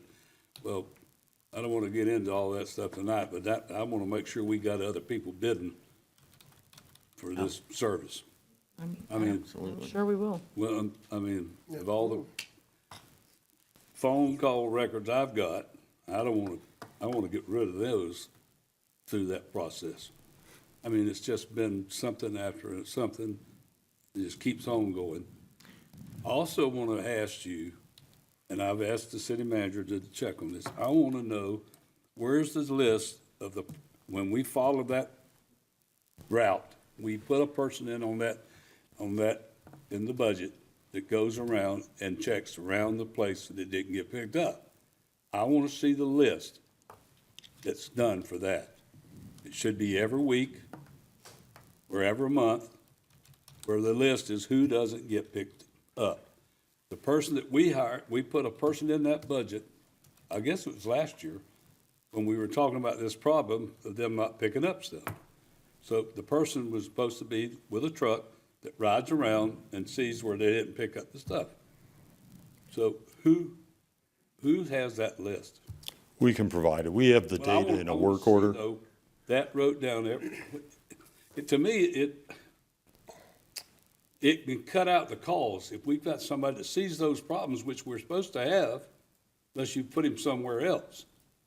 If you put him somewhere else, we need to know that, because somebody's supposed to be going around and seeing the areas where they're not picking up. Just like, and for instance, I know a neighborhood, I got called the other day. They went down the street, picked that side up, never came back on the other side of the street, just kept going. I mean, where's our person at that's going around seeing that? I had an 86-year-old lady that had dead limbs from her neighbor put in front of her house for over 2 months. Not one pickup was made. Not 4 cubic yards that they say they'll pick up, or 4 cubic feet, never got picked up. So I turned it in. So I'm asking, I know did some reason that didn't get put in there? That person drives around the city every day, pre-drives the routes, and then follows up. and works with, either submits with finds out from the contractor where it isn't, and we have work orders on that. And anything that is outside the spec, they work with code enforcement to get it Well, resolved. they also, though, but they don't, that's what I'm telling you, and I'm not gonna keep on about that, but it upsets me that we have citizens call me all the time about something that didn't get picked up. Where's our person at? And I know. There's one person for the city. If they call us, I'd love it if they would But he call us, because we rides can. around he's supposed to, that's what he does 5 days a week. Steve. He rides around. Mayor, we are in the process of addressing this administratively with some changes that we're making. And we're going to see to it that there is a stricter adherence to the protocol in an effort to reduce when these things happen. Now, they're never going to completely go away, but we can drastically reduce them. And we are making efforts as we speak, some of those that I've discussed with you, to try and improve service delivery and stay on top of these. I have a question.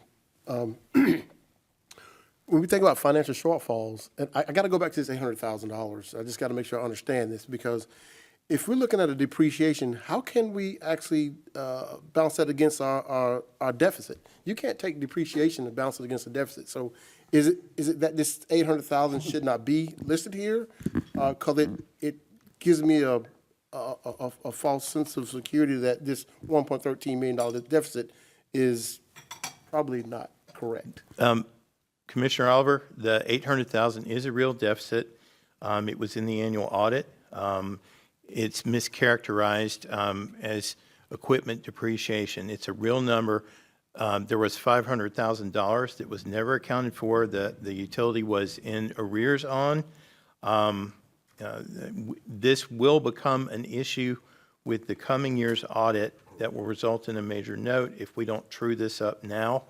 And that's going to be my recommendation. So what we've provided you is a one-time replenishment from reserves, which is an appropriate use of the reserves here.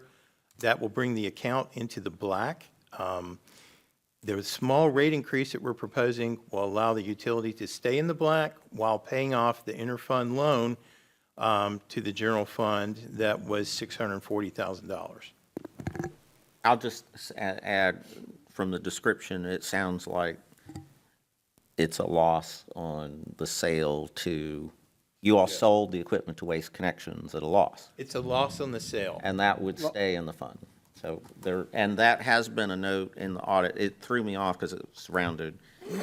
The audit has, they have been coming and saying there's a $795,000 deficit in the waste fund. Okay, so that's the every line year. item, the loss at the sale.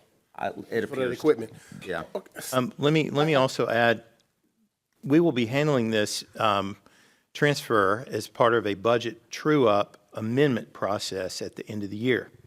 Okay, so you will be provided actual backup and an audited report so you can see exactly the specifics. Now, I have the raw data here, and it's all accounting codes, okay? So it's really not in a useful format for you, but I can give it to you upon request, and we'd be happy to do so. But this is something that I strongly urge the commission to address. This is one of several such things that I'll be bringing to you with no pleasure. We are currently looking administratively at water billing. That's what's coming next, and we'll be proposing some solutions to address issues that we've uncovered with that as well. So just kind of piggybacking on what the mayor said, I would like to see other companies bid on this. When this contract is up, I would like to see other companies bid on it to see what their numbers look like versus what we've been getting. Also, if I, just also piggybacking on what Commissioner Firstner said about the cutting back on waste, not saying I'm a proponent of that, but cutting back on recycling. And it's my understanding that we're truly not really recycling. We say we are. It looks good, it sounds good, it feels good. But the reality of it is we're truly not recycling. And if we recycle in my neighborhood on Wednesdays, right? I think it's most of on Wednesdays. So that means that someone has to get into a truck, they got to put gas into a truck, They got to operate that truck. They got to operate for 8 hours or 10 hours or 12 hours a day. So guess what? There's a cost to all that. So you're telling me that if I was to cut that out, I can only save $10 a year? That don't even quite add up to me.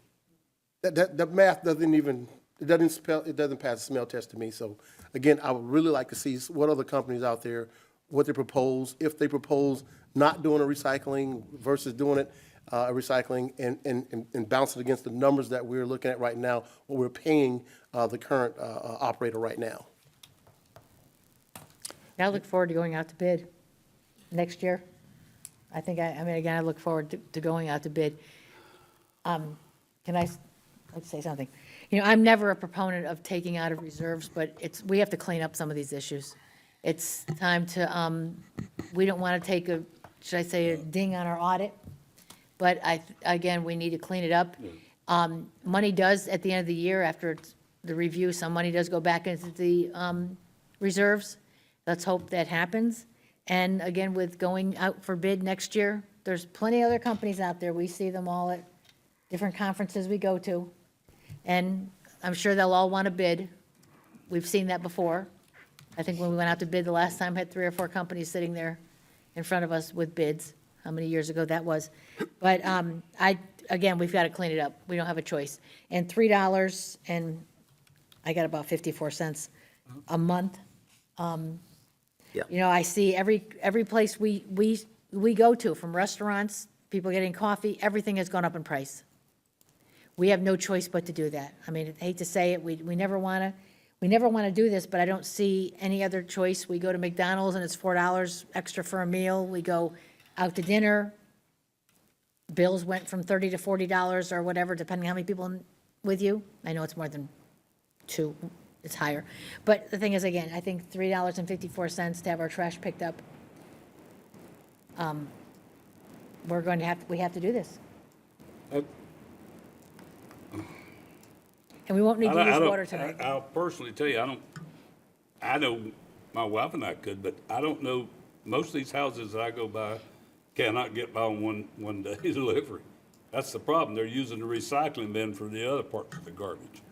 I mean, which don't go to the recycling thing anyway, but, I mean, Winter Garden's got some independent guy doing it on a trailer with a pickup truck going behind it. I was going to mention that. That's something that we can reach out to that organization. $25 a month as we, for those households. Absolutely. That's something that we want to look at all options as this contract's currently expiring. And I was going to be recommending to you that you bid this out because that's the only way you're going to get a good price and good options as far as the service goes. Is there I'm sorry, is there an opportunity to restructure some things like the commercial as we rebid that, maybe the bulk? Because that's the problem. They don't pick up 4 cubic yards or whatever of whatever's there. If there's more than 4 cubic yards, they just skip it. And when you all had it, I say when you all had it, you didn't do that kind of stuff. And the service, the level of service that we all received was just outstanding. And that's what I hear constantly is we had the best service and now we have awful. And I'm not for going to one pickup, but I think there's some things with the commercial that we could do to supplement the budget. Well, and this is all wrapped up into commercial and residential contract. They're not separate now, they are one. So it will all be contracted out, and we can discuss. Let me weigh in.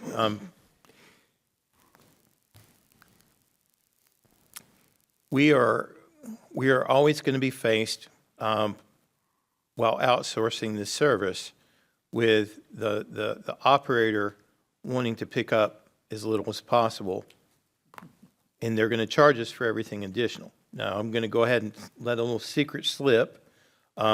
You've all received your budget books in accordance with the charter on August 1st, and I've proposed a balanced budget at the current millage rate. Built into that budget, we have added how many front-end loaders? 1, but We already have one. We have one, All right. too, and we'll be So adding. I don't want to get into a situation, and I can't justify it, but one of the things that's important to me, if any of you call and say, hey, something didn't get picked up, well, we sold off everything and, took a beating for it.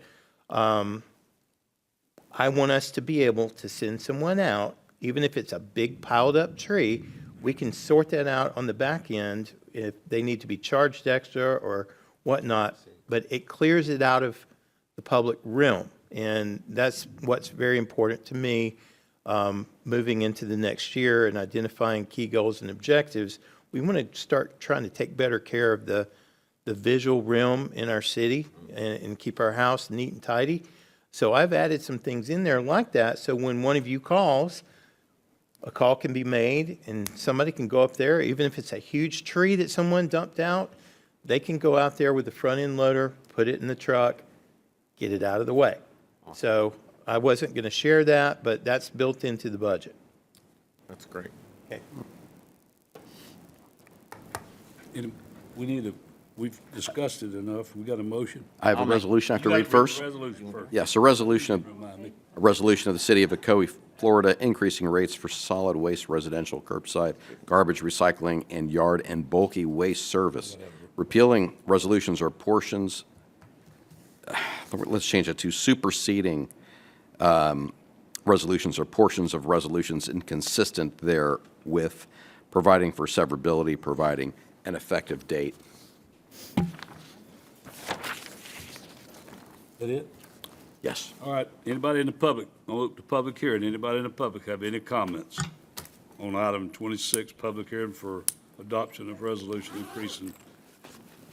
Let me finish reading it. You can't do it from there, hon. You gotta come up here and, then you gotta fill a form out. All right. All right, so, We won't eat you I'm all a- night, it's okay. all right, we're gonna close the public hearing and bring it back up. Give it to him.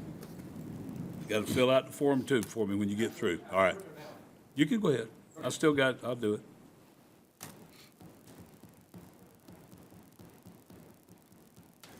Good evening, I'm Jim Taylor. I've lived in Coventry subdivision here in Ocoee for 24 years. And just a couple questions. I saw you said something about 1.3 million is going to come out of the general budget of the city. So the cities, did I get that right? We maintain a reserve, Okay. okay? And we currently, and as reported in our annual financial report, we have a reserve balance of roughly $40 million. Okay. Of that, 35 million is reported as unrestricted, okay? We try to protect that reserve because of natural disasters, and it's generally accepted that we should maintain a certain percentage of our working budget in reserves and not touch it. Because we do have a healthy reserve, this is a situation that would warrant use of it, and you may have seen the fire assessment public hearing, and it was brought up, and we would not want to use any reserve money on recurring expenses. But this is not going to impact the tax rate. This is not going to impact, this is truing up a fund and then building in a fee that's going to keep it healthy. What happens if we do get a note on our audit, which will happen if we don't do this, is then that gets on the radar with the state and can trigger a whole bunch of things. So we want to keep all of our enterprise funds healthy and able to pay for the services that are being provided. Unfortunately, this was never, had not been dealt with previously, so I'm getting the pleasure of having to clean these things up. Right. Okay, thank you on that. A couple other things. So we talk about the service we've been getting from Waste Connections. And of course, I remember getting the service from the city and the prior vendor and then the city before that. And yes, the city did a nice job, but the city did charge sometimes for picking things up, because I remember one time we had a big thing out to be, we had a bunch of branches or whatever out to be picked up, and they didn't pick them up. And we got a notice that we're going to be charged for it. No, actually, they did pick them up. We got charged for it. I called down to the city. I said, I understand this, but how do you know when it's too big or when it's the right size? And they said they got pictures. So people always seem to think that they didn't get charged by the city. But yes, we did sometimes get charged by the city for larger pickups, not all the time, but I just want to make that clear too. The other thing is, when we got Waste Connections, and maybe this has changed, wasn't part of the deal that they did recycle. They took it to a recycling center, they sorted, and they know what can be recycled at that point in time, because of course it's always changing.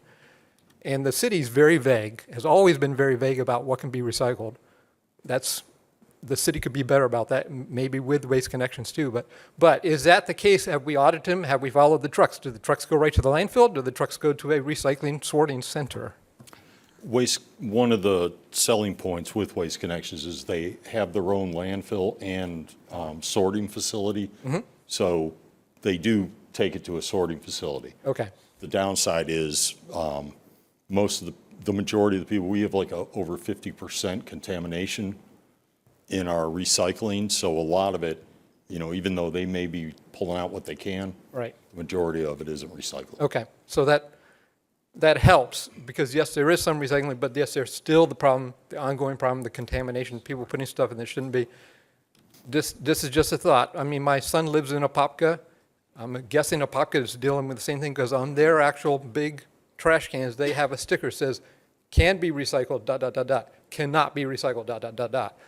Maybe that's something we could work on. We could look at doing that. We have, in the last 3 years, sent out mass communications in an effort, because, it hurts us when our recycling loads are being rejected at the recycling center. And it's a very high rate. And it's not just Ocoee, it's everywhere. But all it takes is one little AA battery thrown in, and the whole load gets rejected. And so That's why they have two colors too. The green is for the regular garbage, the blue is for the recycling. But that doesn't deter them from putting it into the blue. Sure. Anyway. I know, you're absolutely right. Sometimes walking around the neighborhood or driving, you see stuff sticking out, and like, that's not recycled material.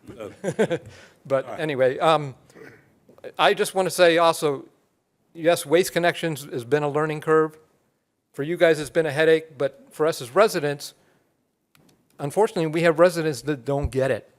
That Waste Connections signed a contract, and I talked to my commissioner, George, about this before. Being in the business world, when you sign a contract, the city starts to then ask, or the commissioner start to ask for, well, why don't they pick up this and then pick up that? It's called scope creep. That's outside of the contract. We have to remember we're dealing with a private business here. And yes, we may not like that, but that's part of dealing with private businesses. They don't want to go outside the contract, so. I will make a quick comment about when we did that process years ago, the reason it got put into the private was because the citizens were here, did not want us to raise the rates. Right, okay. So we had to find a way to meet the rates, which was probably not what we should have done. We should have went ahead and raised the rates, but that's not what we did. So then, to cover that cost, they sold off what equipment was there. So that's where we ended up. Okay. So I just wanted to say, yes, it's been a learning curve with Waste Connections as a resident, but they're not that bad. They're not that bad. If you sort of get how they think, they put that yellow tag, you've got too big of a pile, they put a yellow tag on it, or our residents have to learn how they think too, so. But you're right about that. I'm not. Yeah, so. But there's a problem. They don't pick up if they got 8, they leave 8. That's true. They don't come back and get that 4. Yeah. They don't take 4. They go ahead and write it up as 8 and go on. Right. They're supposed to take 4. Yep. So that's the thing would need to be straightened out too. So, yeah. All right, well, thank you for letting me talk, and I appreciate it, and thank you. Appreciate it. If you could fill out one before and drink. Oh, yeah. Thanks. Don't forget the cards. Yeah, Aegis Hart, Arden Park, or Ocoee, Florida. The question that wanted to be addressed was the final cost. The final cost, if it is approved, a citizen had a question on what the final cost would be. It went from $302 a year to $344 a year. Correct. You're paying $302 now. It'll go to $344. Okay. Okay, we're good with that? We're good with that? Okay, thank you. Thank you, Mayor. All right. Come on down there, Crip. Oh, she's doing good. Hey, Steve. Hi. Good evening, Mayor. Good evening, Commissioners. My name's Jane Rayner. I live in Forest Oaks subdivision. I've lived there for 39 years. And I'm just making a statement. I think it would be an awful shame to get rid of recycling. I think it teaches the next generation and the generation after that about recycling, because there's going to be a day when those people have to recycle to survive. So I think it's teaching, I know at a cost, but it's teaching the younger generation to recycle. That's all I had to say about it. Thank you. Thank you. Fill out the paper. Yes, sir. All right. That's it? All right, okay. All right, now where we at here? You've read the thing. We need a motion. I'll make a motion to adopt the resolution increasing the rates for solid waste. All right, Commissioner Kennedy. I'll Made the second. motion. I'm here to, do I hear a second? Seconded by Commissioner Firstman. I hope there's no more comments. Let's vote. Oops, I hit yes. Sure you Hit did. yes. Go ahead Go and back. Gotta go back. It's, can we do now? Yep. All right. There you go. Thank you. Carries unanimously. All right. Ooh. Comments from commissioners. Before we go doing that, I'm going to read off my little list here. Ocoee Community Market, Thursday, August the 7th, 5 p.m. to 9 p.m. Ocoee Lakeshore Center, indoors. This month's theme is Ladies' Night. First day of school. School is back in session on Monday, August 11th. Remember to be alert and watch for students. City Hall Selfie Day, 10th anniversary. Tuesday, August the 12th. Snap a selfie in front of City Hall and tag us in your post at City of Ocoee and use the hashtag City Hall Selfie.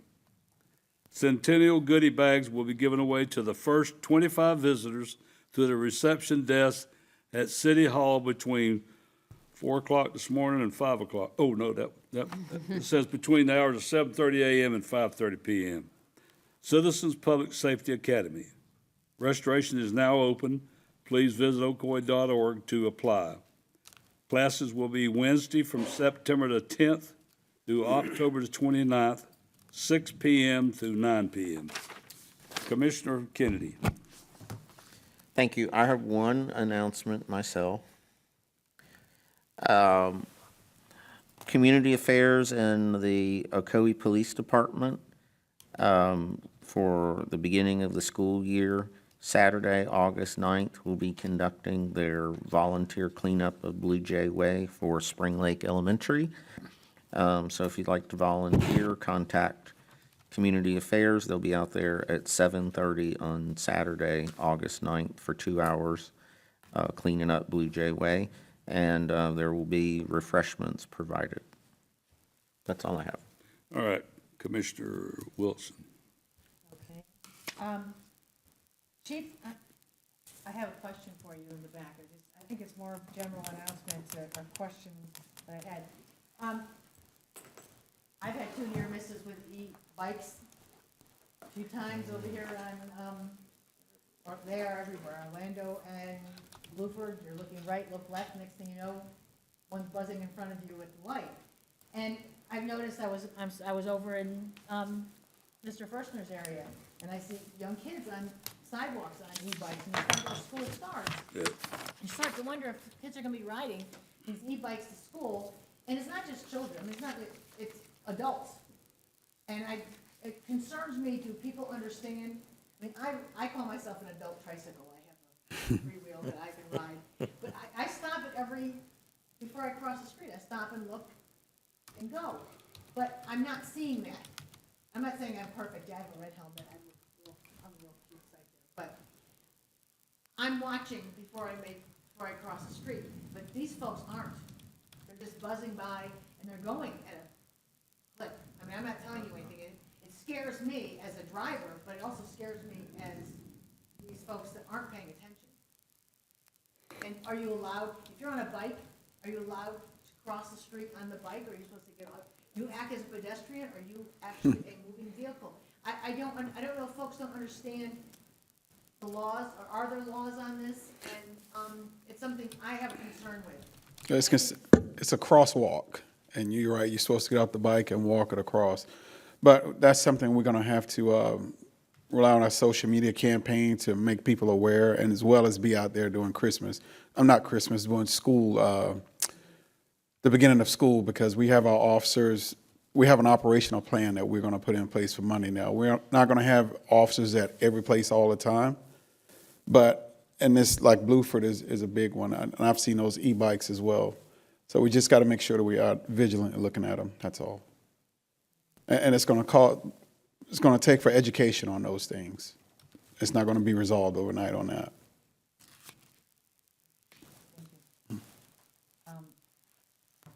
Craig, I know we're going to have a meeting on the pickleball presentation coming up, I believe. Are we going to post that? We can post that on, is it already posted? It is. It is, okay. Thank you. So the information will be on our website regarding the pickleball submittal that is over on, well, it's in there, it's kind of behind the DeGusby Funeral Parlor, the pickleball, they have submitted a proposal, so we're gonna have a meeting on that. So if you go to the website, you get more information on the time, and it'll be here in the commission chambers. Thank you. Is that it? That's it, thank you. On that pickleball, that the new revision, right? New Right. revision. Correct. They've come back with a revised plan. Okay, all right. Commissioner Firstner? Well, I am glad to be back. In my absence, I missed 2 meetings, but I read the agenda packets, and I watched both commission meetings from end to end, so I've kept up to speed on all the issues that have been taking place. I just wanted to extend my thanks and gratitude to everyone, staff, city manager's staff, that has worked on the Envision 2045 comp plan. It is a masterstroke, it really is, and I understand that all the entities around here didn't get their comp plans approved. Is that correct? That is correct. Yeah. So that's a feather in our cap. They approved our comp plan, and it is a good plan. It's a good vision for the future, and we just need to stick to it now. Taylor Street is closed between West Franklin and McKee Street, so try to find your way around it. It's going to be closed, I believe, for September and into October. Is that correct? Yeah, so it's going to be closed for a little while. So just be careful driving around that area there. And that's all I have. Thank you, Commissioner. Commissioner Oliver? All right. It's hot. It is really, really hot. Heat index is over 100, 110 in some days. So again, summer safety, hydrate. Please remember to stay hydrated. Even when you think you feel okay and you think you feel you're hydrated, hydrate again. It is just that important. A lot of people suffer from heat stroke and heat exhaustion and don't even know it. And before they know it, they're in the hospital. So it is important that we hydrate. Also, wear sunscreen. Wear protective wear, and try to stay informed as to what the heat index is. Try to stay indoors if you can. So again, it is hot, and protect yourself. Also, we are in the middle of hurricane season. An indication of the hot weather with those warm ocean water is meeting that cool air coming down from the atmosphere. It's going to start getting really busy real soon. So this would be the time to start looking at asking yourself, am I prepared for hurricane season this year? Get your batteries, make sure you have plenty of water. Check your generators. Definitely check your generators. Don't let the current hurricane hit, and then aftermath, you try to start up, it doesn't work. So this will be the time to get it looked at now and make sure that it's running and that it's operational for you in the midst of a hurricane. So definitely pay attention to that in the middle of hurricane season. And it's predicted to be a very active hurricane season this year. because of the extreme heat. So again, do not take it for granted. Let those know, your loved ones know. Just get out and make sure that you're covered and you are prepared for hurricane season. Also, one of the things I wanted to talk about was the golf course presentation. There's one thing I looked at. I looked at Golf Now, and I was looking at the pricing for Forest Lake. One of the things I do hate about, I'm not going to say the golf course, but the address, it lists Apopka. I hate that. I wish it would say Ocoee, but that's a whole other issue that we have to deal with the zip code. So, but nonetheless, I did look at Golf Now, and I looked at some of the rates. You have residential, you have a state resident rate, and there's also non-resident rate. I would like to see an Ocoee rate. So I don't know if we can do that or not. So when they go to Golf Now, I would like to see, hey, a core resident rate as well. So maybe we can look at doing something like that and giving the core residents a different rate than the two that's listed right now. Back to school, Monday, the 12th, our kids are back in school. There's going to be buses on the road. Kids are going to be doing going across the crosswalks. They're going to be on the e-bicycles and the scooters, and they're going to be everywhere. So we, as responsible adults, should make sure we slow down and we pay attention and make sure that we are paying attention to the kids as they are going back and forth to the school bus, going to school. Again, this is the time that I think the first 2 weeks to school is, I think the first priority, I have to talk to I talked to one of the principals. The first priority in the first 2 weeks is getting the kids home safely. That's the whole priority for 2 weeks, getting the kids home safely. And we are part of that as a community. So make sure we're doing that as well. Back to school. And I have one last thing to leave you with, and it goes like this. The richest wealth is wisdom. The strongest weapon is patience. The best security is faith. The greatest tonic is laughter. And surprisingly, they're all free. That's all I got. Thank you, Commissioner. The school zone, remember the cameras in the school zones, this new camera. So everybody tell your neighbors, tell everybody, and that's for the kids' safety. That's for safety reasons.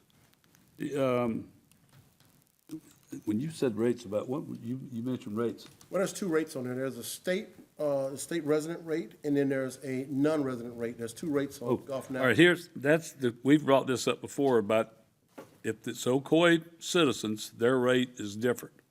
So we got to remember that gets put, so when we deal with whoever we gonna pick, that'll be who we deal with to tell them about the rates.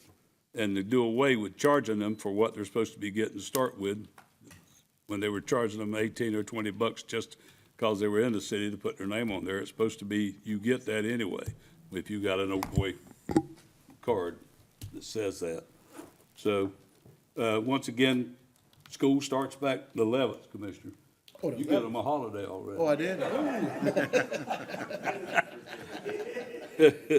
But, so be careful. Chief, we somehow or another, we've got to work out, when you get to school starts, they go back and forth. They come and get let off. They go across the street. When the parents leave, they get on the street and come back. Then they got to go back and do it again. They come down to the donut shop, which is good for the donut shop. But they're doing this, backing the traffic up past this red light because the guy that's up there directing the kids is not directing the traffic. I mean, we've got a problem. They stop on Bluford, and that's where they stay to however many they want to put through cars. But the problem is, then it backs up all the way down here, past the red light here. Correct. We got. I know it takes a police officer, but somebody, maybe even the guy that works there at school can come out in the morning and help with that, because it is a mess down here on the corner of Lafayette. We got two schools down there, Mayor, and you're correct. But I would just ask people the first several weeks of school, please be patient, because we're just trying to get the new parents and everybody, get them conditioned to this. But you're right, traffic does back up, and that's throughout the whole school year. It's not because it's the first of school, it goes on all year long. I mean, You got, I just happen to live right down there by the road, but, and she knows, So the backup is, We gotta figure it's it out. coming from the school when they get It's into. not all our fault. I think it's a lot to do with the school. Correct. If they've hired these people, being we furnished the police officers, why can't they take those supposed to be police officers they got, or whatever they are? Why can't that person be out and help? That's the Orange County Public I know, School, so we I can know. reach out to them. But I know the backup is in front of the school because the SRO is down there moving traffic through, but you got the people behind now, they're taking the opportunity to drop He's not their down kids here. off, and it's It's a, not on the corner of Lafayette and Bluford. I'm sorry, no, that's the school resource officer. We do have an officer here as well at Bluford. That's Bodie, the guy that's on the motorcycle. When? He's, I go by there every day, Chief, during the school season. There's not there. he's out there. Yeah, usually, sometimes he's in a car, but, yeah. I'm telling you, during school season, there's not an officer standing down there in the afternoon or all the time in the mornings. That guy the one that works for the directing kids is the only one I see there. Yeah, but. Now, I've seen him there before. It ain't every day. Yeah, well, training and stuff, but Mayor, we'll be on it. Okay, all right. Okay. Everybody have a good Mayor, time. Mayor, Don't get. Mayor. Oh, I'm gonna let, you wanna say? I just want to say, the meeting is, for the pickleball submittal is on August 13th, 6 PM here at the Commission Chambers. Thank you. All right. Mayor. City manager. I'm sorry, I forgot on staff reports, I meant to read this. In an effort to have this project complete prior to first day of school, Fluelling Avenue will be closed from J Street to Spring Street tomorrow from 7 a.m. to 12 p.m., so 7 to noon. We're having to finish the abandonment of the asbestos cement water main on Fluelling. So it's been put on the city's Facebook, and the affected residents have been notified. Proper detours will be in place. Access to the Action Park will still be allowed, but I forgot to mention that. Thank you. All right, hope to see everybody up August the 19th.